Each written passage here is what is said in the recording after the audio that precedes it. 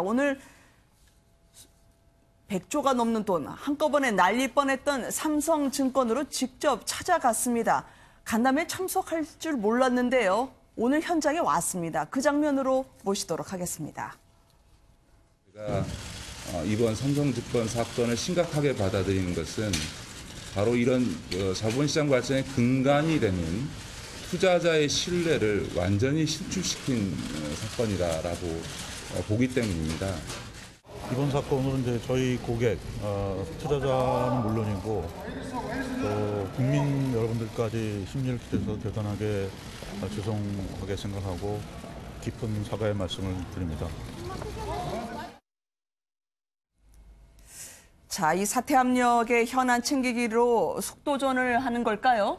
네, 어제만 하더라도 이 야당의 공세들이 있었고요. 사실 청와대 같은 경우는 김의겸 대변인이 나서서 여기에 대한 문제가 없다라고 좀 지적을 한 바 있기 때문에 김기식 금감원장 같은 경우는 삼성증권의 배당 사태에 대해서 보다 금감원장으로서 적극적인 행보를 취하겠다라는 모습에 나섰다라고 볼 수 있는 거고요. 네. 실제로 이번 사건으로 인해서 그러니까 유령 주식이라고 하는 우리가 발행되지 않는 주식이 실제로 시중에 풀리게 됐고 이 주식이 거래가 됨으로 인해서 시장이 대혼란을 야기하지 않았습니까? 여기에 대해서 전반적으로 금감원장으로서 관련 삼성증권에 대한 문책 그리고 시장 상황 전반에 대해서 본인 스스로 책임 있는 자세를 취하겠다는 모습을 보여준 것 같고요. 다만 여기에 대해서 국회의 반응이 실질적으로 김기식 금감원장이 이와 같은 역할을 하는 것이 시장에 대한 공정성과 신뢰성을 다시 확보하는 데 도움이 될 것인가를 두고 정치계의 논란은 뜨겁게 번질 것 같다는 생각이 듭니다.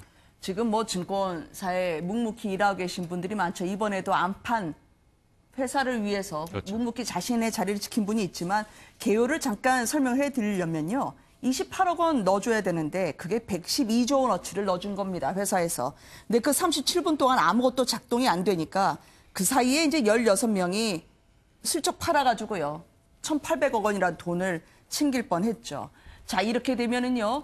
어떻게 삼성증권이 해나가야 될까요? 16명 한 7억에서 20억씩 토해내게 되는 겁니까? 네, 결국 이게 모럴 해저드까지 문제가 제기되고 있는데 방금 지적해 주신 것처럼 원래라면 이 우리 사주 배당을 그러니까 1주당 1,000원씩 배당을 해줘야 되는데 이거를 오히려 1,000주를 배당하게 됨으로써 없는 주식 그러니까 발행되지 않은 주식이 28억 주 정도가 됩니다. 그러니까 액수로 따지면 무려 112조가 된다고 하는데요. 우리 네. 코스피 시장 전체가 뭐 1,700조에서 한 2,000조 이른다고 하니까 거의 10%에 가까이 이르는 어마어마한 주식이 실제로 없는 유령 주식이 발행됐다라는 점이 굉장히 큰 문제인데 말씀하신 것처럼 실제로 이렇게 그 배당을 받은 임직원들이 사실 이게 문제가 된다는 걸 알고 있으면은 팔지 말아야 되는데도 불구하고 37분 동안 아직까지 작동되지 않은 그 시스템 사이 동안에 매도를 해버렸다는 겁니다. 그래서 실제로 상당 500만 주에 해당하는 주식이 실제로 팔렸기 때문에 삼성증권 입장에서는 다른 주주들을 보호하고 또 자본시장 전체를 보호하기 위해서 이를 사들이고 하는 과정에서 어마어마한 손실을 입었다고 하는데요. 결국에는 삼성증권 입장에서는 일단은 이걸 매도를 했던 주식, 그러니까 주주들을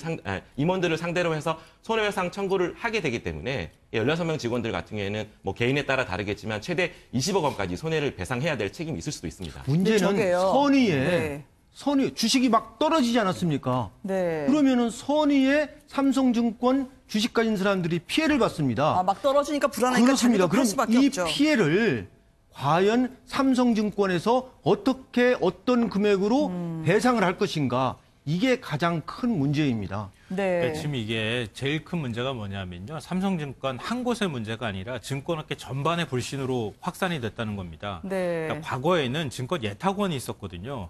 그러니까 주식을 종이로 거래하고 난 다음에 그거 장 마감하면 다시 예탁원에 갖다 주고 다시 주식 찾아와서 거래했으니까 이렇게 공매도처럼 주식 없는 상태에서 거래가 되지 않았거든요. 근데 지금은 데이 트레이딩이 되기 때문에 주식 자체가 가상의 주식이 돼 있고 그걸 사고 파는 과정에서 원래 있었던 발행 주식보다 훨씬 더 많은 주식을 배당해서 팔 수 있는 시스템이 됐다는 거죠. 하나 좀 여쭤보고 싶어요, 평론가님. 왜냐하면 지금 여기 판 16명 중에는 이거 분명히 아마추어도 아니고 내가 이거 팔다가 나중에 다시 반납해야 될 거라고 충분히 알았을 수 있다고 생각하는데 물론 몰랐을 수도 있겠죠. 본인들 해명은 이거 진짜 팔리나 보려고 시장에 내놨다는데.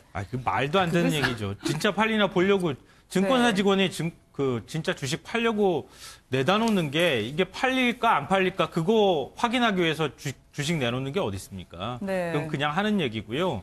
그리고 지금 매도한 주식 보면 한 사람이면 한 300억씩 내놨다는 거 아닙니까? 그걸 어떻게 팔리는지 안 팔리는지 보려고 내놓습니까? 그건 말이 안 되는 거고요. 100억불이었죠. 네. 그러니까 지금 제가 말씀드렸던 것처럼 그렇게 해서 가상의 주식이 거래되니까 주식 공매도도 이루어지고 이러다 보면 일반적인 개미 투자자들은 다 속고 우리가 주식 팔고 사고 하는 거 아니냐라고 하는 불신이 번진 거고요. 네. 삼성증권으로 좀 시각을 좁히면은 아니 이 주식이 이렇게 배당이 됐다는 사실을 하루 동안 전혀 몰랐고 사내 공지를 3번씩이나 하고 팔지 말라고 하는데도 그냥 막 던져가지고 팔아버리고 이거는 정말 심각한 도덕적 해이라고 볼 수 있고요. 네. 응본의 책임을 질 수밖에 없는 상황이 돼버렸다. 네. 이렇게밖에 볼 수가 없는 근데 상황입니다. 내부 통계 16명이 팔았던 게 1,800억 가까이 되거든요. 이게 직장인으로서는 죽을 때까지 만지기 힘든 돈 아니에요. 그러니까 욕심이 부른 참사가 아닐까 싶어서요. 인생 역전에 한 방을 부른 것이 아닌가라는 생각을 하게 되는데요. 사실 이 16명 직원들의 모럴 해결만 없었더라면 네. 삼성증권 입장에서는 큰 피해를 직원의 실수로 인해서 막을 수가 있었던 거고요.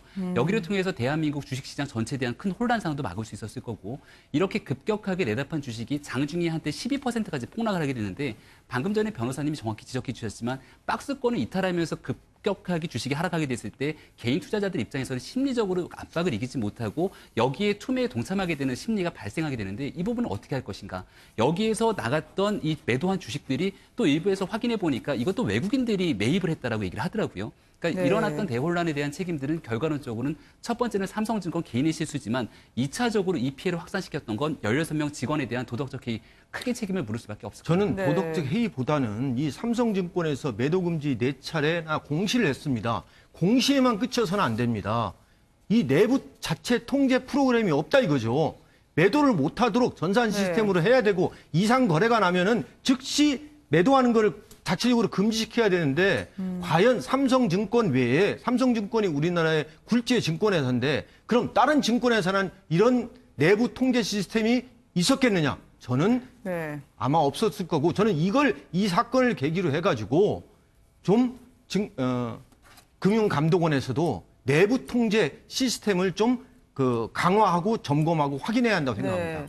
직원들에게 형사 처벌이 이루어질 가능성도 있나요? 네, 일단 증권업계에서는 이게 점유 이탈물 횡령이 될 수 있다라는 네. 취지인데 뭐냐면 이게 일단은 착오로 송금된 경우에 착오 송금된 것을 갖다가 본인이 돌려주지 않고 다른 곳에 매도를 하거나 이렇게 넘겨는 경우에는 점유 이탈물 횡령죄가 될 가능성이 있는데 이 경우에는 실물이 있는 경우입니다. 그런데 이 사건 같은 경우에는 실물이 있는 것이 아니라 아예 완전히 유령 주식이었기 때문에 네. 형사처분이 될지 여부는 조금 더 검토를 해봐야 되겠지만 정확한 것은요. 형사처분이 아니더라도 민사적으로 이들에 대한 손해배상 청구는 충분히 가능할 것 같다는 것이 법조계의 중론입니다. 일확천금 거두려다가 남의 돈 공짜로 먹으려다가요. 늘 탈이 나기 법이다라는 걸 그 평범한 상식을 깨닫게 됩니다.